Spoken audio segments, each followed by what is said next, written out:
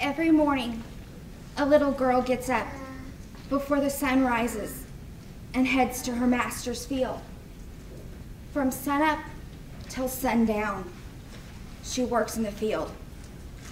But as the sun sets, she heads into her master's house to do all of the housework. Exhausted from a 19-hour day, she heads to her room in the shack behind the house.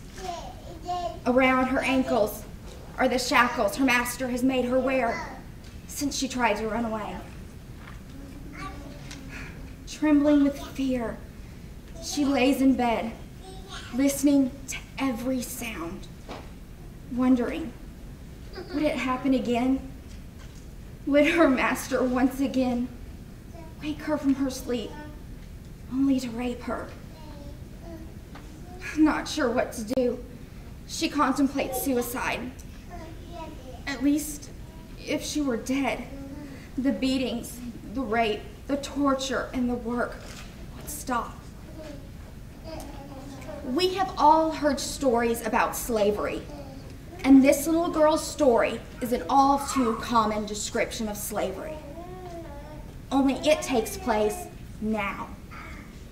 While the U.S. abolished slavery in 1865, a new form of slavery called human trafficking has taken its place.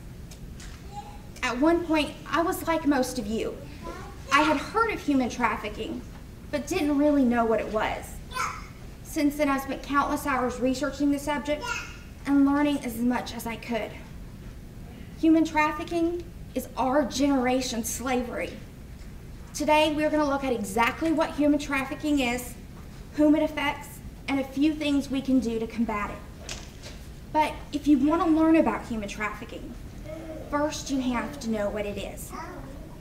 The United Nations defines human trafficking as the recruitment, transportation, transfer, harboring, or receipt of persons by improper means for an improper purpose, such as sexual exploitation or forced labor.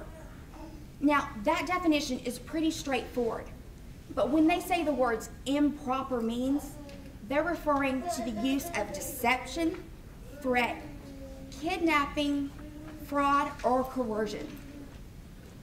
In human trafficking, the trafficker thinks that they own the victim. Therefore, the victim has no rights. But the most important thing to remember is the victim did not choose this life.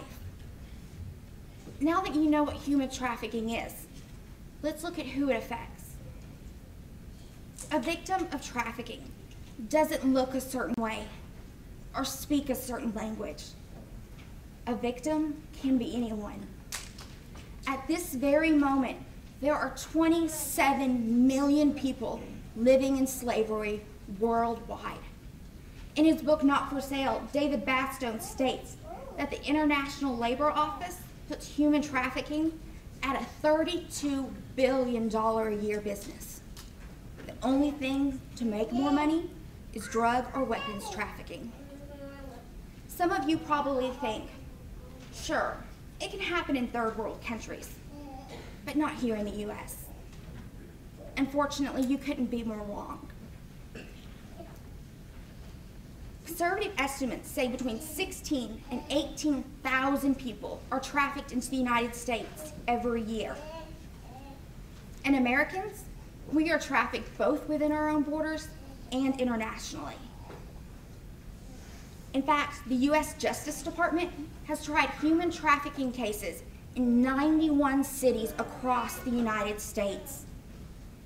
It's clear to see why human trafficking is a problem. But let's look at a few things we can do to combat it. The first thing we can do to combat human trafficking is to educate people. We have to talk about it. The 2007 Trafficking in Persons Report, or TIP report, estimated that there are 200,000 children in the United States who are at risk for being trafficked this year alone. We have to educate our children so we don't lose them to a trafficker. In the countries of the former Soviet Republic, where they educate their children from a young age, trafficking has dropped by 50%. If it's a choice between educating children or losing them, the choice should be clear. Next, we need to make sure that traffickers are pursued and prosecuted accordingly.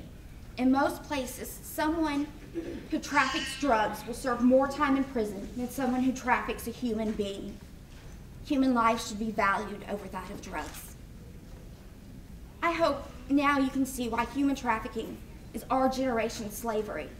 You know exactly what it is, whom it affects, and a few things we can do about it.